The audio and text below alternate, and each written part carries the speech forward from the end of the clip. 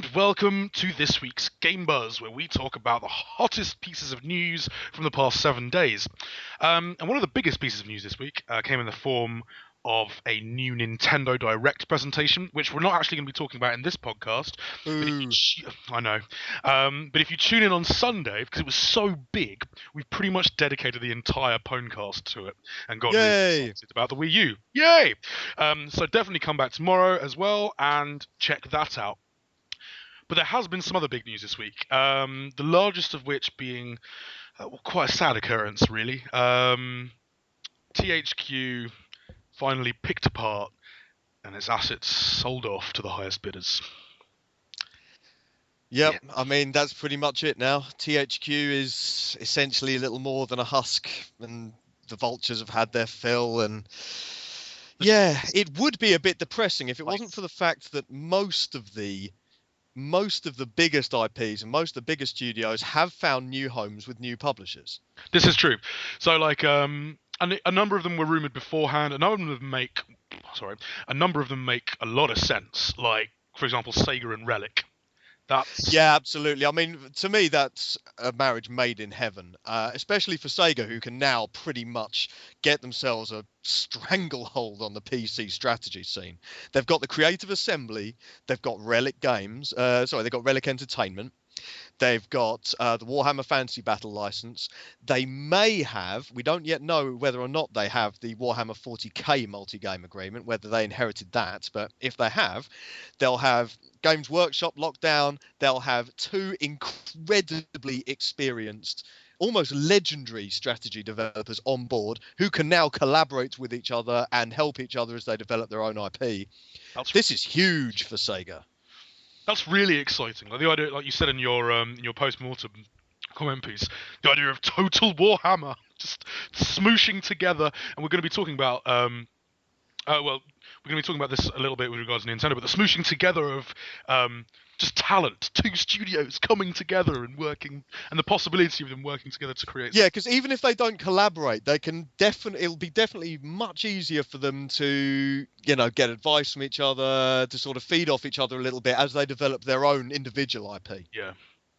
And even perhaps share personnel. So that is potentially incredibly exciting. Armchair Generals should have a lot to look forward to from Sega. It's good to see the Company of Heroes 2, which is something that it's a game we've run a lot of material on. It's a game that's been in alpha. It's a game that a lot of people are very excited for. It's good to see that hasn't fallen through the cracks, that it is being developed, that it will be released, that those key personnel, the personnel that were working on it, are still working on it. It's been business as usual for Relic, really. Yeah, they probably haven't even noticed that this has happened, really. Because they've been the giant Sonic statue that's now in their halls. We've been getting screenshot updates. We've been getting new announcements. We've even been getting alpha access throughout this whole process. It hasn't affected. It hasn't outwardly affected their development. So this will just be a great way of sort of getting used to, because they're well into working on this project, it'll be a great way for them to get used to working with Sega and vice versa. Yep, absolutely. So we're very excited about that. That's a good outcome from a sad situation for THQ themselves. But elsewhere, Ubisoft managed to pick themselves up a couple of nice little cutlets. Well, yeah, it's kind of like slicing meat off of a cow, I suppose. It's a lot. It's a lot like ripping. It's a lot like ripping juicy kibbles off a carcass, really. Delicious sirloin steak that is South Park. Yes. South Park: The Stick of Truth was probably one of the most, I would suggest, one of the most popular sort of items on the smorgasbord, because it's close to release. You don't have to buy a studio in order to develop it, because Obsidian are developing it on contract. Apart from a few minor quibbles with South Park Studios that were sort of settled by the judge the day before the auction. It's one of the most straightforward acquisitions of the whole thing. Obsidian will finish off the game, Ubisoft will publish it, and it's a South Park game developed by Obsidian. They'll probably see a return on that 3.2 mil. Yeah. I'd be amazed if they didn't. Ubisoft also picked up THQ Montreal. Apparently there was scenes of celebration. Very nice to see. Well, because you assume that Ubisoft Montreal is pretty much just down the road. So it's kind of nice. But you've kind of got that the sort of bizarre situation of ex-Assassin's Creed director Patrice Desilets returning. Yeah, Like, it's sort tried of so coming hard back to to the get fold. away, and now he's back. Yep. And that sort of a very mysterious alternate history thing, 1666. What's going on there? We've been. Yeah, I mean, I following was that for some personally time. a little worried because as soon as Ubisoft concluded the deal, they said, and I quote, "This deal adds experienced developers to our internal creative teams," which perhaps suggested at the time that they were actually really looking to merge THQ Montreal with some of their existing outfits. But yeah, they have now confirmed that they will remain as a studio and there will be a new IP out of them, which will probably be 1666. Yeah, it's very exciting indeed. I'm not sure how happy. Well, Patrice is probably just happy to be back in business. Yeah, for sure. Elsewhere, Crytek grabbing Homefront. I mean, that was a no-brainer. That was a They're no-brainer. already developing the sequel, so now they have it. Now they own it. That's fair enough, really. Yeah, it was that one. That one we could have picked out sort of weeks in advance, which we did. One of the surprises, I suppose, was Koch Media and Deep Silver picking up Metro, Volition, and Saints Row. Like that. Oh, I think that's It's going to be interesting. well, I think that's going to be interesting. I think as much as anything, I can't wait to see how Deep Silver publicizes the next Saints Row game. Oh god. Yeah, right. I mean, Deep Silver are known for their quote unquote effective marketing campaigns and their sort of big publicity stunts. So yeah, now they've got Saints Row on board, I can't wait to see how they get the word out. Probably like a bust of a bust is my guess. Could be. They've already kind of done that. They'll do it again. The zombified bust. Yeah, now it'll just be a bust like with a purple dildo that you can insert. I don't know. I don't want to go into that. I dread to think. Like a Saints Row themed wedding. Like pimps everywhere, and then just before the vows, they spray everyone with a poo cannon. Yep. Yeah. What? Yeah. a giant cat-headed man is there, waving dildos. Like. Well, he officially. Cock rings instead of rings. Obviously. Let's not pursue that any further. So yeah, huge potential there. But the fact is, Koch Media are huge, and they've got deep pockets and they've got Deep Silver to publish it. So yeah, I think that's they've promised that they're going to give these games a bright future, and frankly, they probably will. I think it's. Part of me thinks it's a bit of a shame that Volition are going to be once again working on Saints Row titles, especially after THQ's Jason Rubin turned around and said, "Look, we've got this massive studio. They are so freaking talented, and we've got them doing this. We should be having them on something like how Rockstar North graduated to Red Dead Redemption after GTA." He used that analogy, and I think they're just happy. They're just happy to not be developing Red Faction, frankly. This is true. Yeah. The last one of those was not good. I'm personally glad Metro Last Light is survived. That was looking fantastic. Yeah, for sure. But that's another straightforward acquisition. I mean, it's going to be ready this year. It just needs a bit of polishing and just a bit of distribution, publicity, job done. It wasn't all good news per se. I mean, Take-Two, for example, bought Evolve. Yeah, this was kind of a mixed bag, wasn't it? It was kind of this was bizarre because Turtle Rock Studios, who are an independent outfit who co-developed Left 4 Dead, working on this IP that we know pretty much nothing about, called Evolve. It's a cooperative shooter, that's all we know. And it might run on CryEngine 3. But we discovered that Evolve existed, and then we discovered that Turtle Rock really wanted to acquire the rights to it themselves so they could develop it in-house and then seek a publisher and retain the rights to their IP.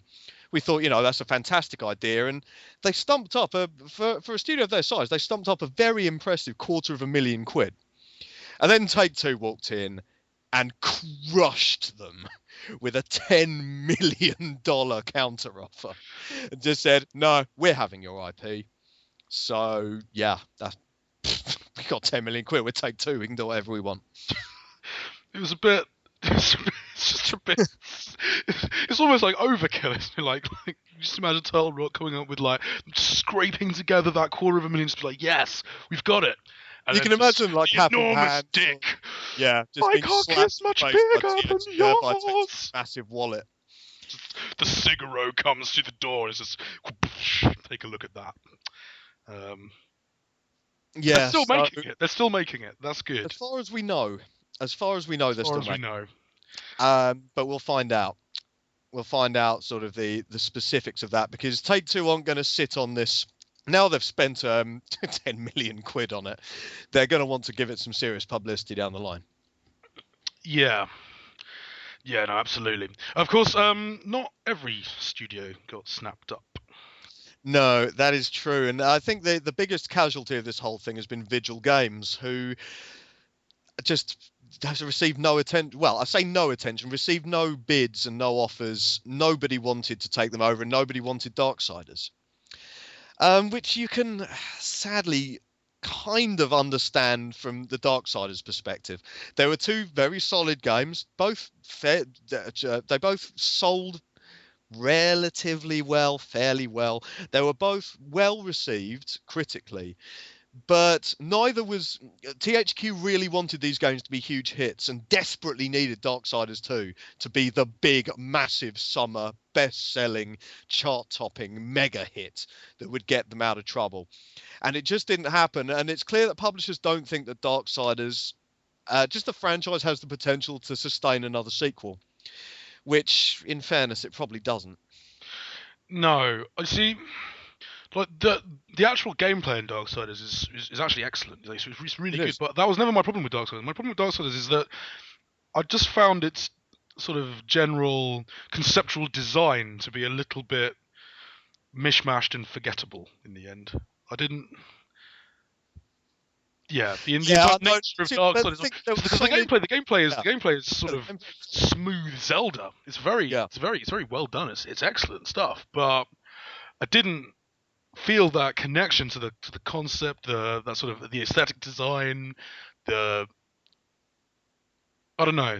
It never grabbed me. For whatever reason, it didn't hugely grab audiences that much either. Both games sold all right, but you couldn't really call either of them a hit. You couldn't really call either of them a sleeper hit. And I think other publishers look at that and think, we if we're going to spend big money on a big studio, we need to guarantee that we'll get a return on that. I think part of the thing as well is that it's difficult to put into Darksiders and come up with a short sentence about what it's all about. Whereas, for example, Darksiders 2's immediate competitor in the summer was Sleeping Dogs, and just Hong Kong high. Yeah, its high concept was Stranglehold, or like Hard Boiled. Hard Boiled was its high concept essentially. And the thing is, like, I think Darksiders struggled with that. It was difficult to sum up what it was, and you need that to be a big hit, essentially. Yep, and it never was. And yeah, it's such a shame, because unless they're snapped up and they're snaffled up during the final stages of the auction, this is going to be curtains for them, unless one of the games industry's biggest heroes rides to the rescue again, like they've been doing. Platinum Games. Platinum Games, on a unicorn with a jetpack, have said, "Look, guys, seriously, if you if you work for Vigil Games, drop us a line, send us your CV, maybe we can help some of you out." And they also said that, literally, they said that they'd be quite happy to buy the Darksiders IP if it was incredibly cheap. Yeah. Which I'd like to see a platinum developed. Actually, would I like to see a platinum developed Darksiders? I wouldn't. I'd play it. But frankly. But yeah, I think that because Vigil Games are clearly very skilled at creating, because that was the thing, Darksiders I did find was always fun. The combat system I found to be really engaging and just really satisfying. So I mean, they'd be a good fit just to integrate into Platinum Games. Yeah, I think I'd prefer to see that rather than Yeah. Platinum do Darksiders, because I'd love just how many unique IPs. Yeah, Platinum's strength is that their major strength throughout, even when they were Clover Studios, is innovating and creating new stuff. Yeah. So yeah, I don't really. I mean, they're already creating Bayonetta 2. I'm not sure I want to see another sequel, well, or a sort of reboot out of them hugely. Yeah. There are one thing I want to touch upon. There are a few names that I found surprising weren't in the buyers lists. Two of the main ones being Microsoft and Sony. Yeah. Are we surprised by that? Because I would have thought that. I'm not surprised that Sony didn't make an appearance, because they have what is technically known in the business as no money. Like the thing about Sony is that though their PlayStation division is doing all right, that's the only part of their company that is making any money at all. Otherwise, they are losing it hand over fist. No one's buying their tellies, no one's buying their phones, no one's buying their cameras.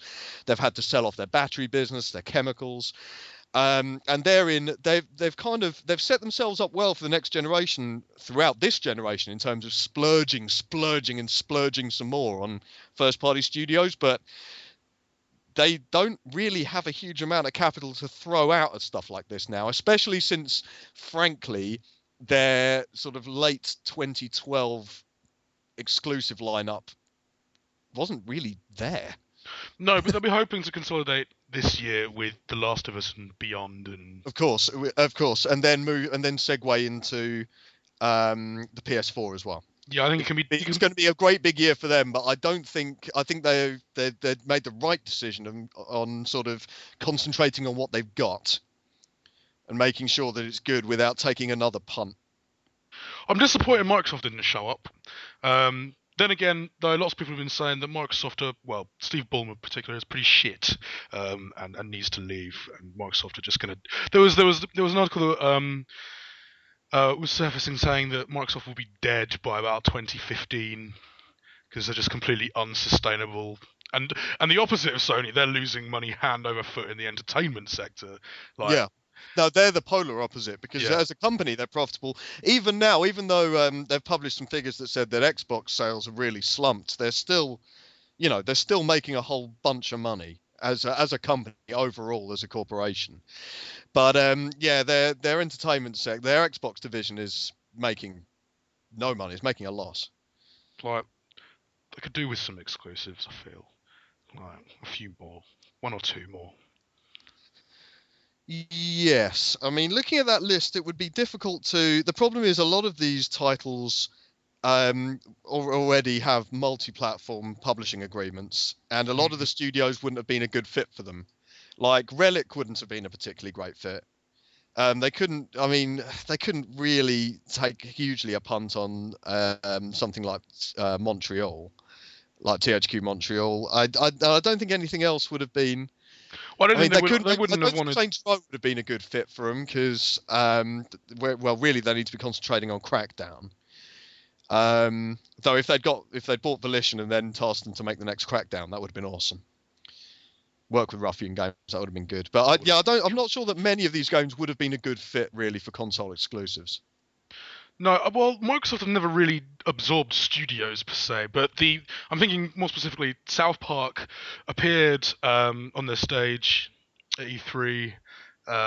Could potentially Microsoft like dealing in single or double game contracts, so that. Yeah, but Parker and Stone basically turned up and just ripped the piss out. They did.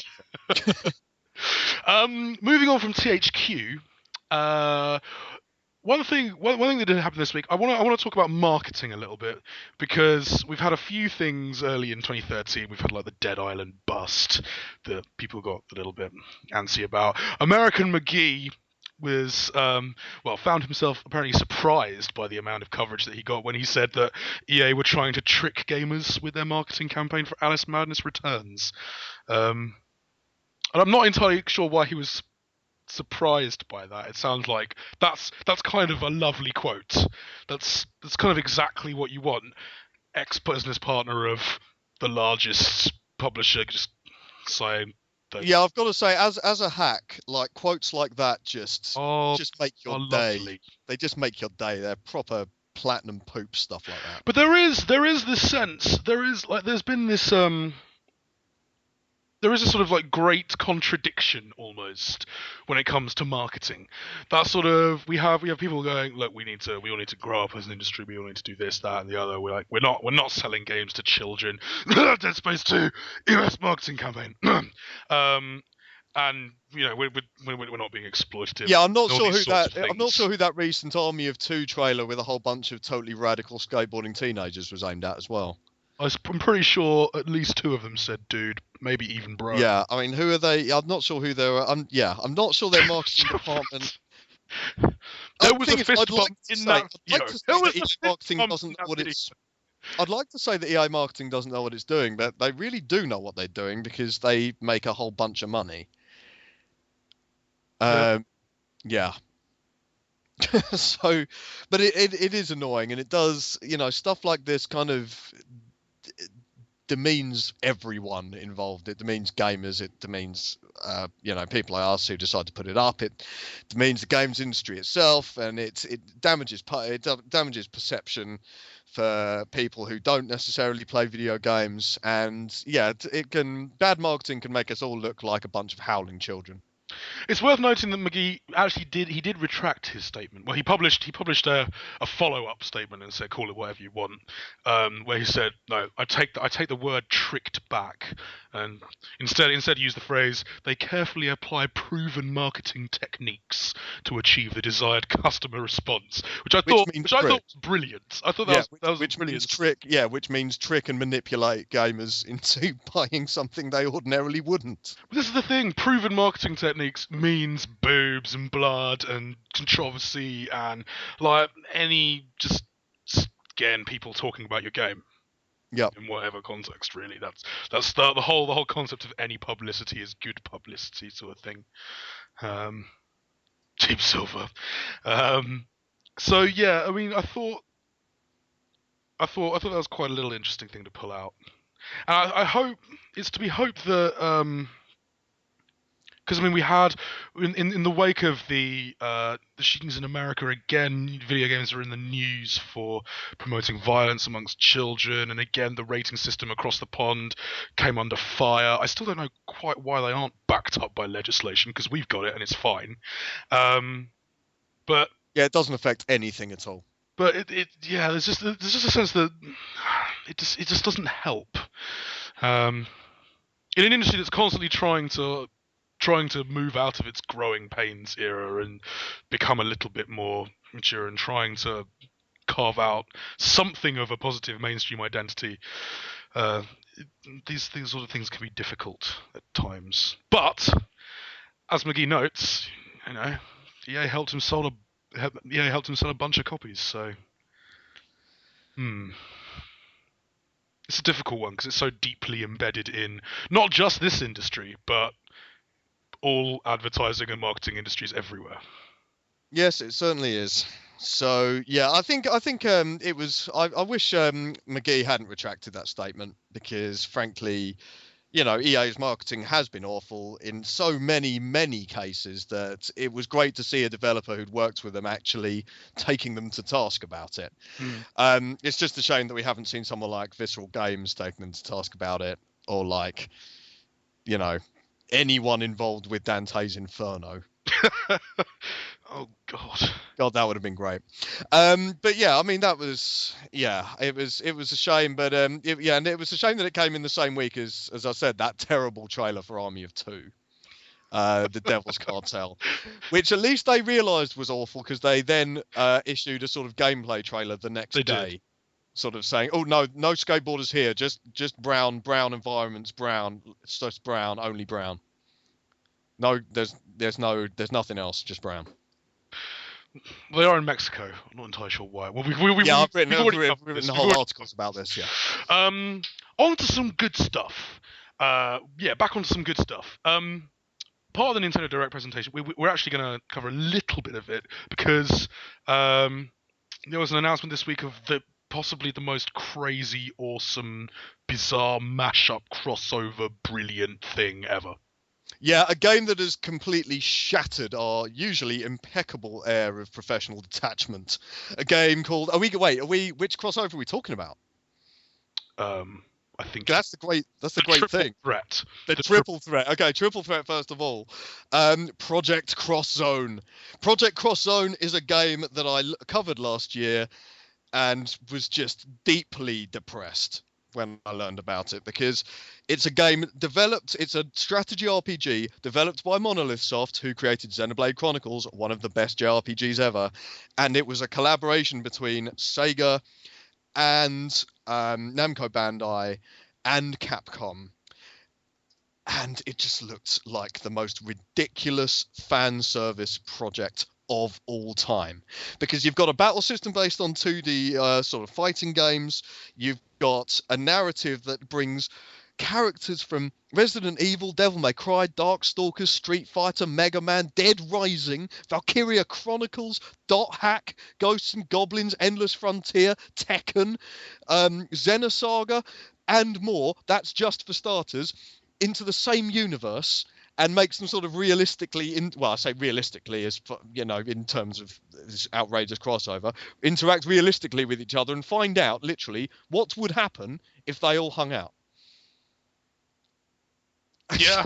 And I saw this and thought, this looks amazing. And then realised that, of course, there was no chance of it ever coming out of Japan. Exactly. Now it is, and we're going to be getting it in the summer on 3DS.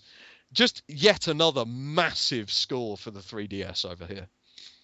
There are so many. This is the thing. There are so many games that we sort of look longingly east for, inventive. Sorry. Inventive crossovers that, and just games in general that we wish and pray and hope upon hope will make it. At least to America, if not to Europe, because there's a better chance of it coming to Europe if it stops off in America. But this is fantastic news. It's brilliant, and it's just made me incredibly happy. Like we got some great import news this week with Project X Zone, and then Persona the Golden got a release European release date finally. Yes. Persona 4 Arena is nearing certification. Is just brilliant. Yes. This is what we want. Also, I won't spend too much time on it, but there was another crossover. the most Japanese crossover of Shin Megami Tensei and Fire Emblem, which you'd never in a million years dream would come. It's not possible. I still don't believe it's happening. It's not at all plausible. Because that's the thing, like so many games in both of those series just haven't left Japan. Why would a crossover? That's like intensifying and concentrating that lack of export. Just why would that ever come west? Except it totally is. Yes. Yeah. So I think we'll be talking about that a bit more tomorrow, won't we? We will. Cool. Well, thanks for listening, folks. Join us again tomorrow when we'll be picking apart a Nintendo Direct presentation and actually getting excited about the Wii U, and John and I will be trading places. It's very exciting. Until then, enjoy the rest of your Saturday, and we'll catch you tomorrow, guys. Thanks. Bye-bye. Bye. Bye.